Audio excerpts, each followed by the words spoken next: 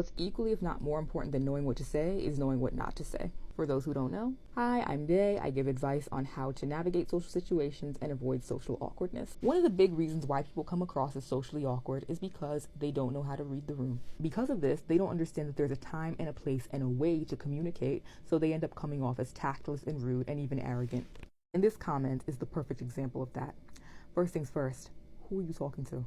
Who do you think you are cursing at me on my page? It's ironic that you're saying, is this for a 2-year-old, because you're acting like one with zero social graces. You do not know me, and you're making yourself comfortable coming here and cursing at me on my page. So right there, you're crossing the line. Guys, general rule of thumb, it's a good idea to avoid using profanity with people you don't know very well.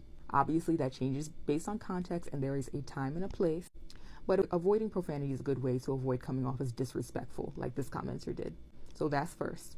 Second, it's a good idea to learn how to understand when a conversation is not for you. There's a reason why it's a saying, if it don't apply, let it fly. If a conversation is not for you, you bow out. For example, this person, in so many words, is trying to tell me that my video was stupid. Well, here's the thing. They commented that without reading the room and seeing that the majority of the comments found the video helpful.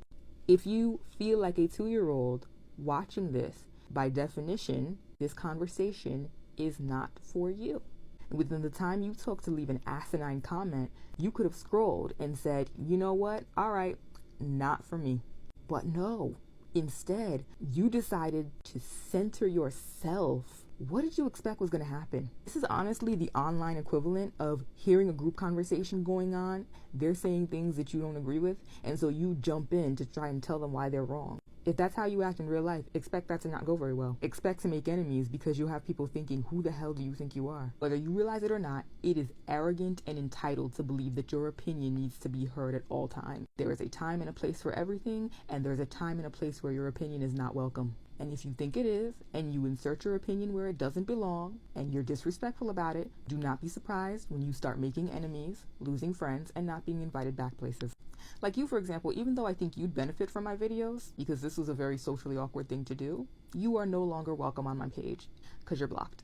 If you have a contrarian type personality, you might want to curb that, especially when you're meeting new people. If you have a tendency to poke holes, you have a tendency to find faults, you're very quick to disagree, you're very quick to argue with people, or worse, you say provocative things just for shock value, people are going to think that you're annoying. When you do that, you come across as someone who likes to start drama and who likes to argue and fight. People don't want to argue or have a spirited debate with someone that they don't know. And so when you do that, especially in mixed company or with people you don't know that well, people are going to be thinking, oh my God, this is supposed to be a relaxed night. Why are they on 10 right now? Like, a lot of people who act like this, like not all, but a lot, they think they come across as edgy. They think they come across as tough or as a free thinker or a badass, but honestly, in other people's minds, it's not given that.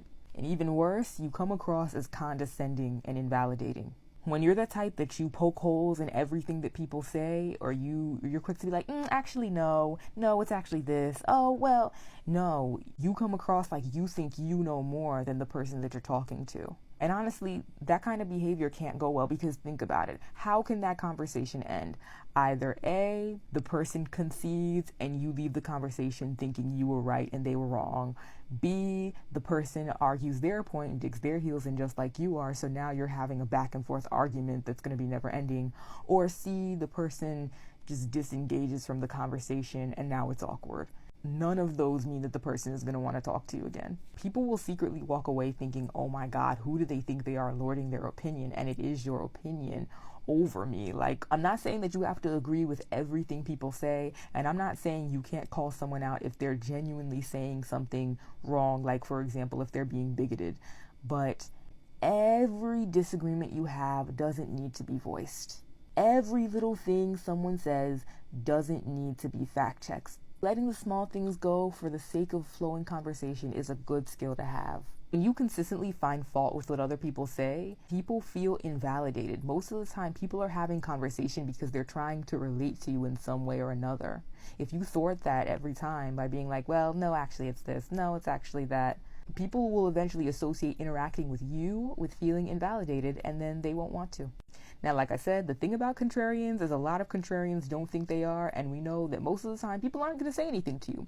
So what are some signs that this applies to you? Do you find yourself getting into a lot of little arguments or spats with people? Do you find people saying to you a lot something along the lines of, well, everyone has their own opinion, or let's just agree to disagree? Do you find that people tend to cut conversations short with you? Do you find that when you disagree or when you hear something that you don't think is wrong, or even that you know is not exactly correct, you have to say something? Do you find yourself unable to let it go even when the other person makes it clear they don't agree with you? Do you say things and find that people react to you like, whoa? If any of those signs apply to you, you might be a contrarian and you might want to cut it out.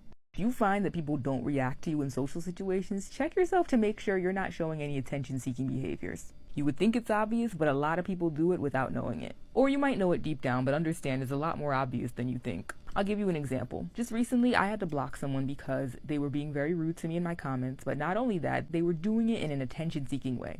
How? Because instead of just leaving a comment of their own, they chose to reply to a completely unrelated comment that I'd responded to. This comment also happened to be the top comment in the thread. It's very obvious that they did that because they wanted their comment to be front and center, and they wanted for when other people would see the video for them to see their comment first. Now, I'm sure that this commenter didn't think that they'd give off the impression of being attention-seeking, because looking attention-seeking is tacky, so I'm sure if they did, they wouldn't have done it. But that's the thing. Like I said, attention-seeking behavior, even if you think you're being slick, it's very obvious to the people around you, and it's tacky and it's off-putting. And people do it in conversation too. Examples of attention-seeking behavior: bragging, always feeling the need to slip in whatever cool accomplishment or experience or item that you have that you feel other people don't, that you feel people are going to praise you for. Constantly having that sell yourself mentality in conversation, yet we see through it, it's smacks of attention-seeking. Constant one-upping. Someone tells you about a sad experience that happened to them. Oh,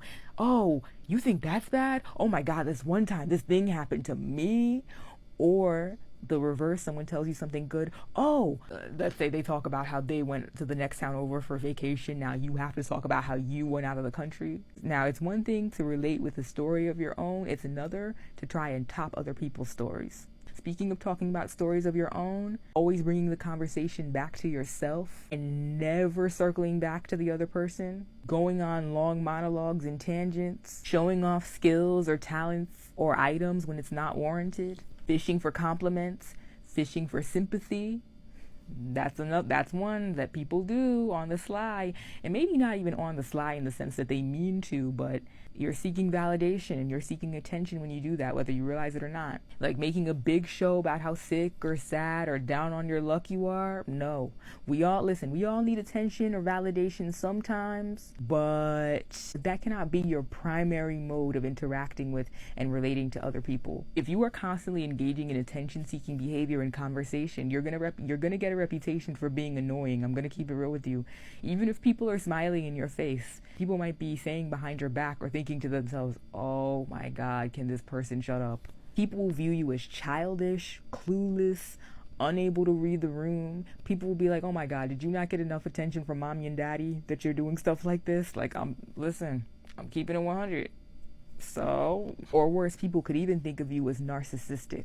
You might even find that people start tuning you out or seem uninterested in what you have to say, because almost every time you open your mouth from their perspective, it's you trying to seek attention or validation. It can even come across as manipulative because people like to give attention or validation of their own accord, not because someone's desperately trying to extract it from them. If you saw yourself in any of the examples I mentioned, and maybe you're not consciously trying to seek validation, or that's not what you think you're doing, number one, I want you to do some soul searching, maybe unpack whether it's a subconscious need for validation. And even if you find that it's not, understand, it's not about what you intend. It's the impression that you give. It's how you come across. At the end of the day, you are not entitled to attention unless it's a close, intimate relationship in your life, part of the person's job description to give you attention, or you're paying for it. If those things don't apply, you have to temper yourself with the attention-seeking behavior. You're going to come across as very self-centered and tacky if you don't.